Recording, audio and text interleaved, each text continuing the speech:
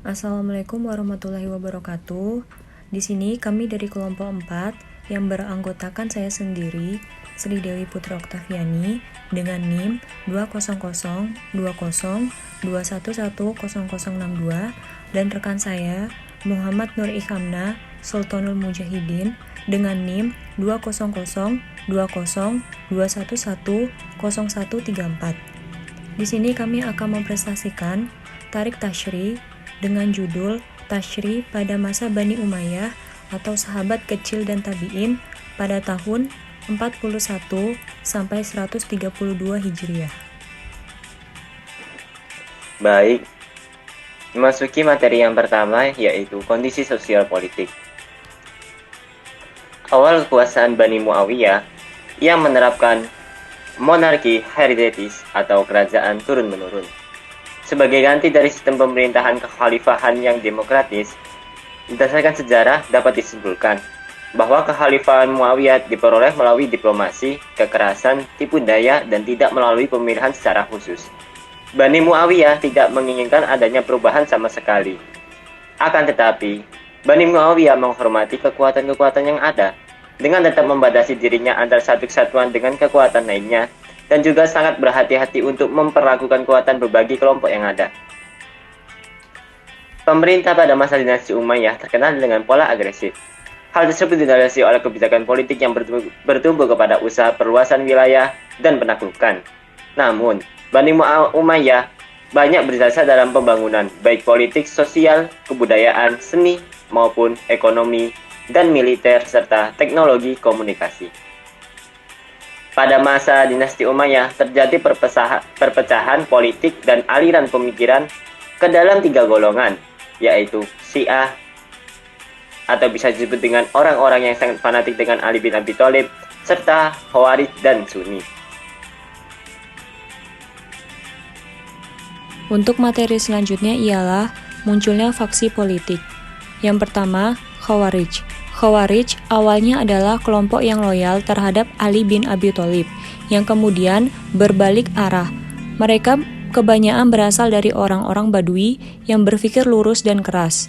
Ali yang dianggap bekas pengikutnya ini telah salah, karena menghentikan peperangan, sedangkan Muawiyah adalah gubernur pemberontak terhadap pemerintah yang sah.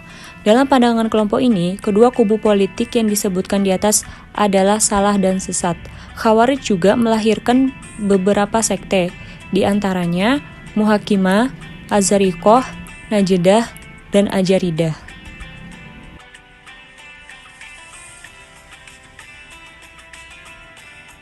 Adapun pemikiran fikih dari Khawarij sebagai berikut. Yang pertama, khalifah tidak harus orang Quraisy, tapi siapa saja yang mampu memimpin. Yang kedua, amalan ibadah berupa sholat, puasa, zakat, dan lainnya, termasuk dalam rukun iman. Sehingga iman tidak hanya cukup dengan penetapan di dalam hati atau tasdik dan ikror di lisan saja. Yang ketiga, hukuman zina cukup dipukul 100 kali sesuai dengan ajaran Al-Quran, sedangkan rajam adalah ajaran hadis sebagai tambahan dari Al-Quran. Yang keempat, bana tukum. Dalam ayat larangan nikah yang terdapat dalam surat An-Nisa ayat 23-34 diartikan cukup anak perempuan, jadi cucu boleh dinikahi oleh kakeknya. Yang kelima, selain kelompoknya atau Khawarij adalah kafir, dan kafir haram dinikahi. Yang keenam, yang disebut ghanimah adalah senjata, kuda, dan perlengkapan perang lainnya. Selain itu, bukanlah ghanimah. Yang ketujuh, lawasiyata, liwarisin, tidak berlaku sehingga ahli waris boleh mendapatkan warisan. Yang kedelapan, rodoah, tidak menghalangi perkawinan sehingga saudara satu susu boleh dinikahi. Dan yang terakhir, toharoh adalah suci lahir dan batin. Konsekuensi logisnya adalah apabila ketika akan sholat atau dalam sholat berpikir sesuatu yang kotor dan membuat batin kotor, maka sholat itu batal. Selanjutnya, untuk kemunculan faksi politik yang kedua ialah Syiah. Syiah menurut kelompok umat Islam yang berpihak pada Al-Bait. Menurut keyakinan mereka, yang berhak menjadi pemimpin umat Islam setelah Nabi Muhammad wafat adalah Ali ibnu Thalib. Karena beliau adalah anggota keluarga atau laki-laki Nabi yang terdekat, anak paman Nabi.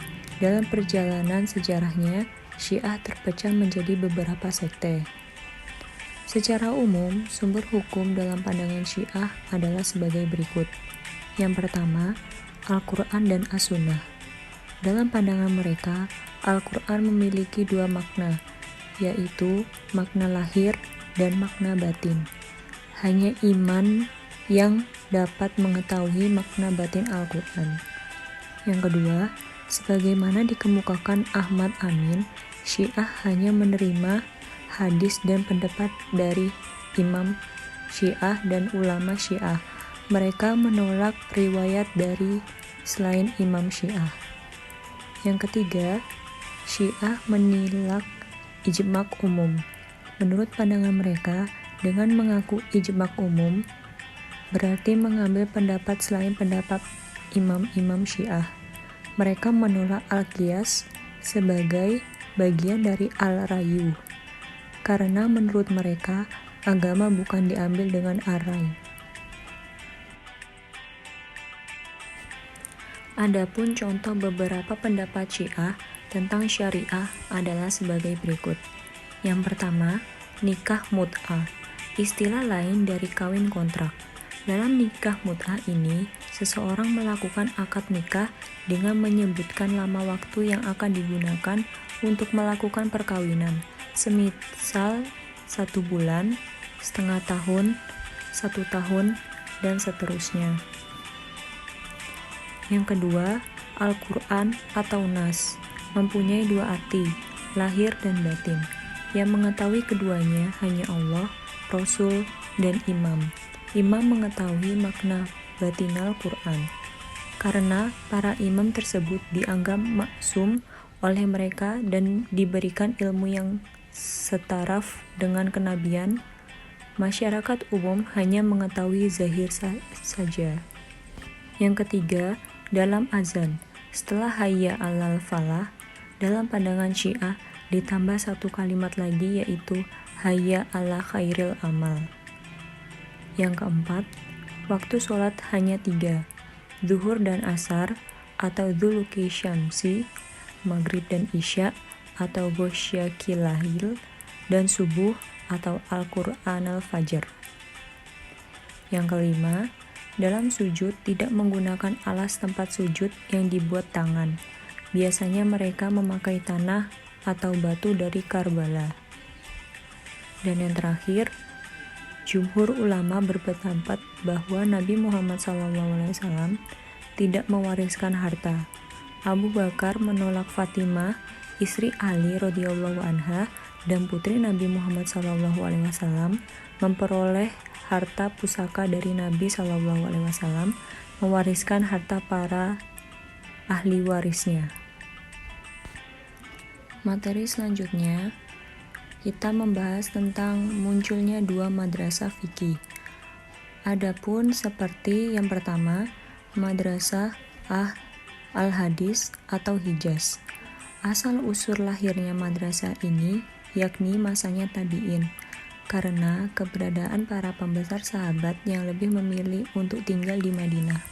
Misalnya saja Zaid bin Sabit, Ummu Mukminin Aisyah, Abdullah bin Umar bin Khattab, yang mana mereka dikenal sebagai orang-orang yang tidak condong dengan al-rayi dan tetap berpegang pada sunnah Nabi. Madrasah al-hadis ini mendapatkan popularitas yang tinggi serta kedudukan ilmiah yang agung, hingga terdengar sampai pelosok negeri Islam.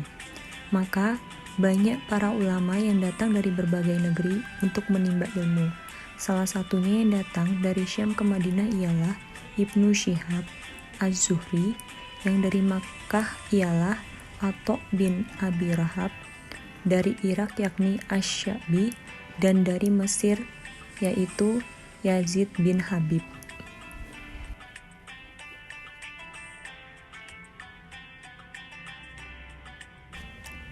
Dan yang kedua ialah Madrasah Al-Rai atau Kufah. Madrasah Rai atau Madrasah Al-Kufah adalah sekelompok ulama yang tinggal di Kufah atau Irak, yang lebih banyak menggunakan rai atau akal dibandingkan dengan Madrasah Madinah, yang lebih banyak menggunakan hadis. Madrasah Ahli Rai muncul dari berkembang di Kufah atau Irak, sebuah negara yang tidak kalah hebatnya dengan kota Madinah dalam aspek perkembangan keilmuan karena termasuk negara yang paling banyak disinggahi para pembesar sahabat. Karena ketenaran ini, maka Khalifah Ali bin Abi Thalib menjadikannya sebagai pusat pemerintahan sehingga memotivasi sebagai sahabat untuk berhijrah ke negara tersebut, seperti Abdullah bin Abbas. Materi selanjutnya yaitu sumber-sumber penetapan hukum pada fase ini. Sebagaimana pada periode sahabat, sumber-sumber penetapan hukum pada fase ini ada 4, yaitu 1. Al-Quran. Al-Quran sebagai kitab pedoman berisi berbagai pembahasan, bermanfaat yang sangat dibutuhkan oleh manusia dalam segala kondisi. Misalnya, metode pembelajaran dan cara menanamkan sebuah nilai dalam hati seseorang. Metode yang dipakai adalah metode yang simpel dan paling jelas. Di antaranya metode yaitu dengan membuat perumpamaan. Yang kedua yaitu as-sunnah. Penggunaan as-sunnah sebagai sumber penetapan hukum kedua setelah Al-Quran lebih disepakati jumhur ulama. As-sunnah juga yang menjadi sumber hukum setelah Al-Quran bagi para sahabat karena tidak ada lagi perbedaan mengenai kehujahan as-sunnah sebagai sumber tasyri'. Yang kedua, apabila yang mereka cari tentang permasalahan maupun penetapan hukum tidak terdapat dalam Al-Quran, maka akan beralih ke as-sunnah Rasulullah Shallallahu Alaihi Wasallam. Dan yang ketiga yaitu al-ijma'. Ijma' didefinisikan oleh para ulama dengan beragam ibarat. Secara ringkasnya dapat dikatakan sebagai berikut. Kesepakatan seluruh ulama mujtahid pada satu masa setelah zaman Rasulullah Shallallahu Alaihi Wasallam atas sebab perkara dalam agama, dan ijma yang dapat dipertanggungjawabkan adalah yang terjadi di zaman sahabat, tabi'in, dan tabi'ut tabi'in. Karena setelah zaman mereka, para ulama telah berpencar dan jumlahnya banyak, dan perselisihan semakin banyak, sehingga tak dapat dipastikan bahwa semua ulama telah bersepakat. Syarat ijma' ada 4, diantaranya yang pertama yaitu terjadinya kesepakatan. Kedua, kesepakatan seluruh ulama Islam. Yang ketiga yaitu waktu kesepakatan setelah zaman Rasulullah SAW, meskipun hanya sebentar saja kesepakatan terjadi. Yang terakhir yaitu yang disepakati adalah perkara agama. Bila seluruh perkara di atas terpenuhi, maka akan menjadi ijma' yang tak boleh diselisihi setelahnya, dan menjadi landasan hukum dalam Islam. Siapa yang menyelisihnya, maka ia menyimpang, meskipun berasal dari mereka yang dahulunya ikut bersepakat di dalamnya. Dan yang keempat yaitu al-qiyas. Qiyas ialah suatu praktek penyamaan hukum antara sesuatu yang sebagai hukumnya secara gamblang dalam agama dengan sesuatu yang tidak diserahkan hukumnya dalam agama. Penyamaan ini dilakukan ada kesamaan dalam penyebab hukum, atau yang masyhur disebut dengan illah. Maka dapat disimpulkan secara umum bahwa tabi'in mengikuti langkah-langkah penetapan hukum yang dilakukan oleh sahabat dalam mengeluarkan hukum dilakukan oleh sahabat yang mengeluarkan hukum. Langkah-langkah mereka lakukan diantaranya mencari ketentuan dalam Al-Quran. Apabila ketentuan itu tidak ada, mereka mencari dalam As-Sunnah. Apabila tidak ditetapkan dalam Al-Quran dan As-Sunnah, mereka berusaha untuk merujuk kepada pendapat para sahabat. Tidak diperoleh, mereka berijtihad.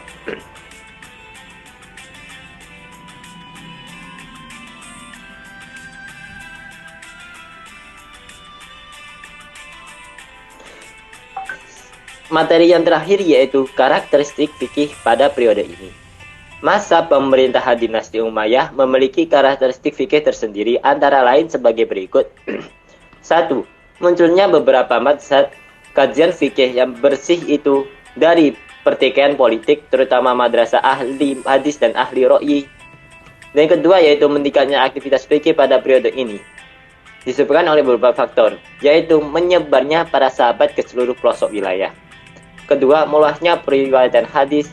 Yang ketiga yaitu para hamba saya mulai menggeluti fikih dan ilmu syariat, dan munculnya beberapa ahli fikih.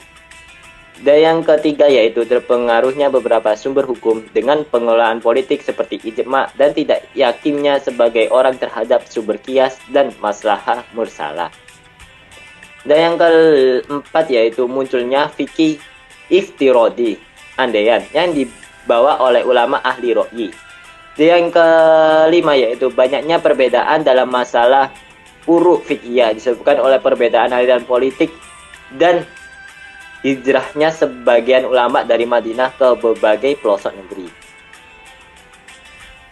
Sekian paparan materi dari kelompok 4. Kurang lebihnya mohon dimaafkan.